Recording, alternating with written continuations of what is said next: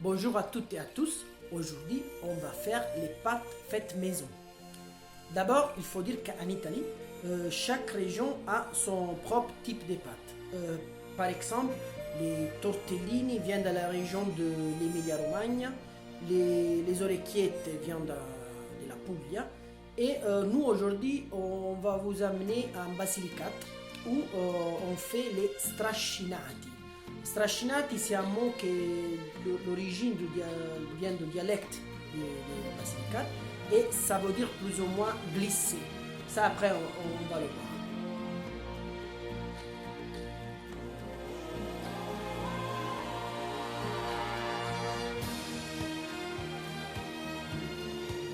Alors, première chose, la farine. Pour ce qui concerne la farine, chacun peut faire le mélange qu'il veut. En fait, il y a qui préfère par exemple les pâtes intégrales. Moi, pour cette recette, je vais faire un mélange de farine de sémule avec de la farine normale. Donc, sur 400 g de farine totale, je ferai 250 g de farine de sémule et 150 g de farine normale. Je crois que c'est un bon mélange, mais après, vraiment, chacun, il peut faire une relation assez goût. Donc, première chose, je vais mettre les 250 g de sémule ici et autre 150 g de farine normale. On va faire 400 g de farine, ça va être plus ou moins pour 3 personnes. Il faut considérer que normalement une assiette de pâtes ça fait 100 g par personne, mais ici on va avoir un peu, pour les pâtes fraîches il faut mettre un peu plus de pâtes. Donc je prépare ma pyramide, je mets du sel pour couvrir plus ou moins la pyramide. Voilà. Un petite cuillère d'huile d'olive.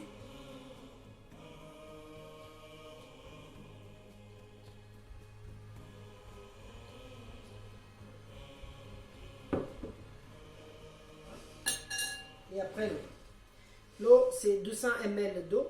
Donc je commence fur et à mesure à mettre l'eau. Je la fais absorber de la farine et fur et à mesure je travaille les pâtes.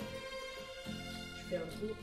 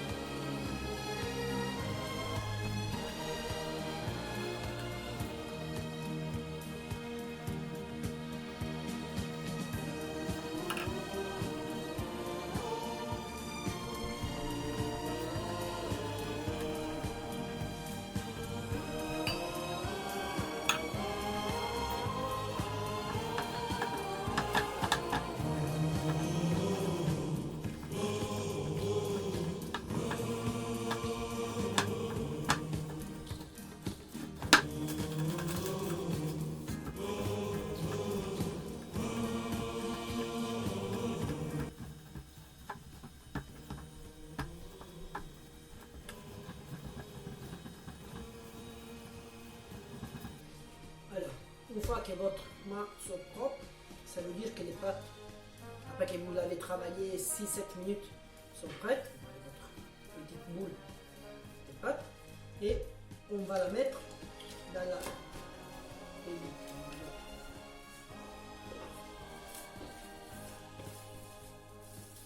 Et on la laisse 30 minutes à se reposer. Après 30 minutes environ, on est prêt pour travailler notre pâte et pour faire des strascinati.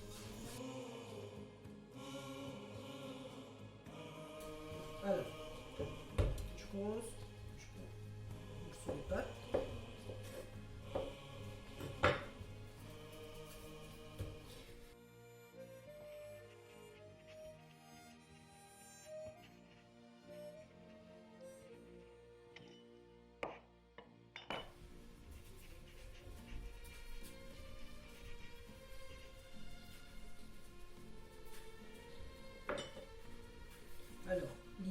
c'est de faire des petits serpents avec un diamètre de 1-2 cm maximum. 1 cm, je dirais, c'est bon. Donc, on le prépare comme ça.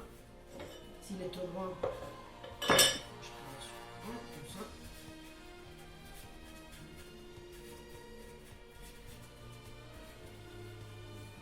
Voilà.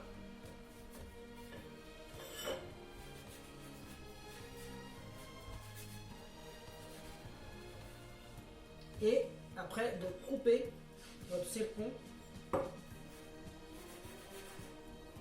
à, on dit plus ou moins entre 3-4 cm maximum de pâte, comme ça.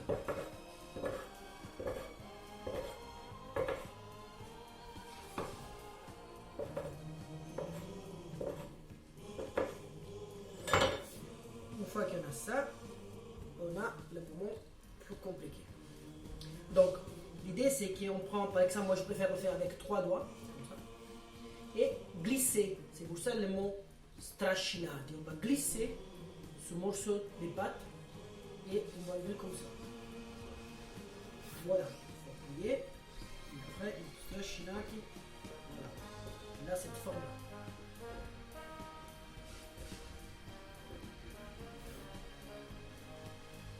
Après, l'idée qu'on le fait un coup comme ça.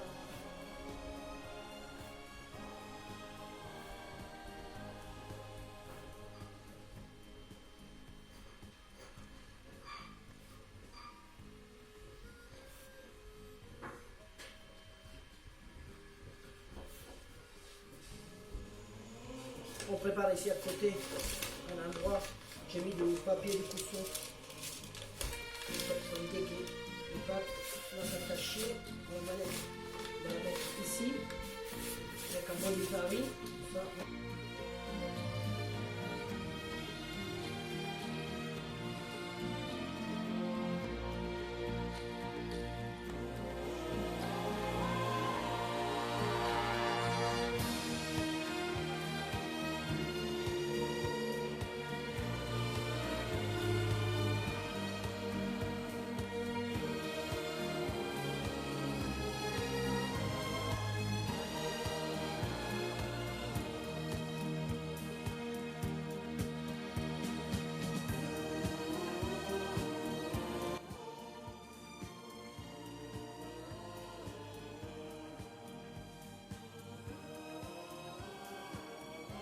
Voilà les résultats de notre pâte. Ils sont là. On les laisse sécher un petit peu, normalement 15-20 minutes. Et après, on est prêt pour les cuisiner.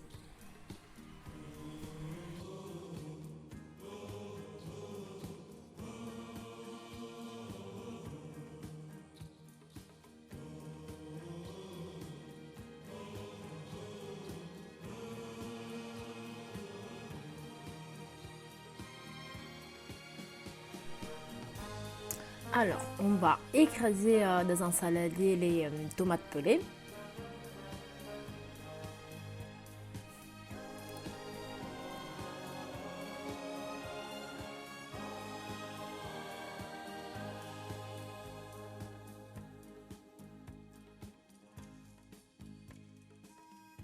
Dans une casserole, on va faire chauffer de l'huile d'olive et on va nettoyer un gousse d'ail.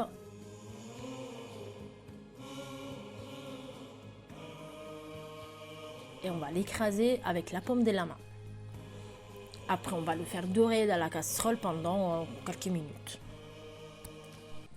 Entre-temps, on aura haché une carotte, une branche de céleri et un oignon très finement. Moi, d'habitude, j'en ai toujours dans mon frigidaire, hein, donc je mettrai ce mélange congelé. Et on va le rajouter à l'huile d'olive, hein, et on aura bien fait attention à retirer d'abord l'ail, qu'entre-temps, il aura doré.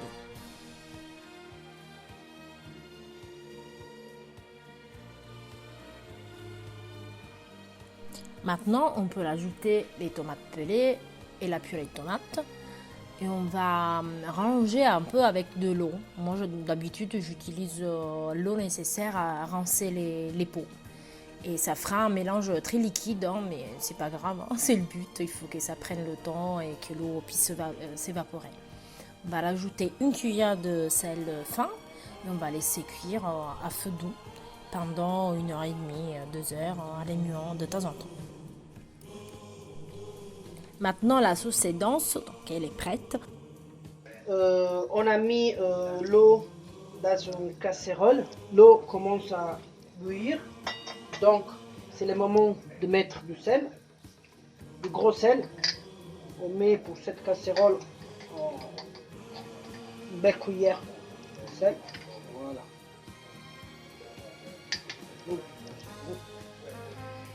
Après. Alors, les pâtes fraîches vont cuire vraiment dans pas beaucoup de temps. On va les voir en fait remonter. Quand ils sont remontés dans l'eau, c'est le moment de les passer à la passoire.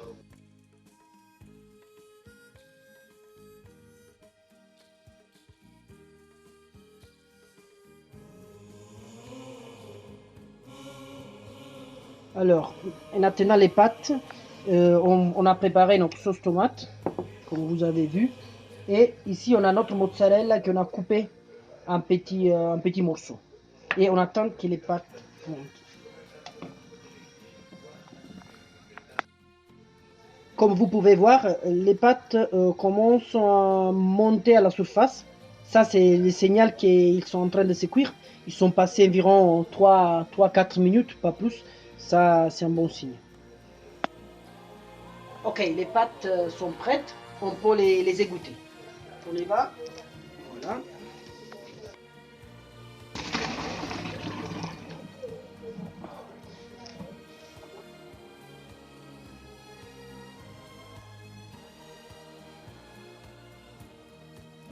On lève bien toute l'eau.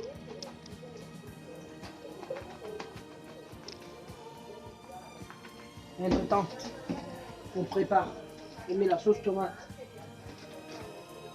dans la casserole. En bas, on fait un petit fond. Voilà.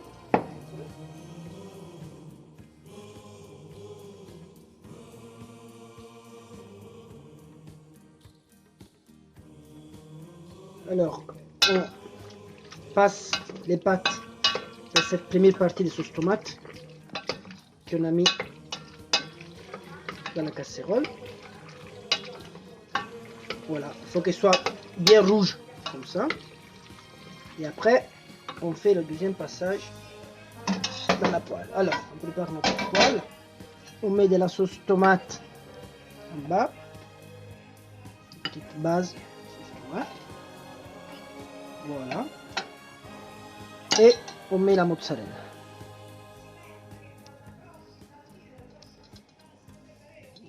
On met à feu vif.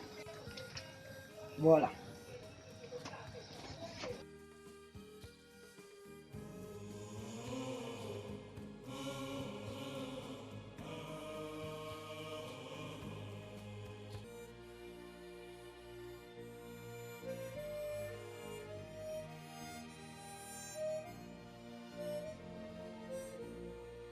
On est à feu vif et on attend que la mozzarella soit filante.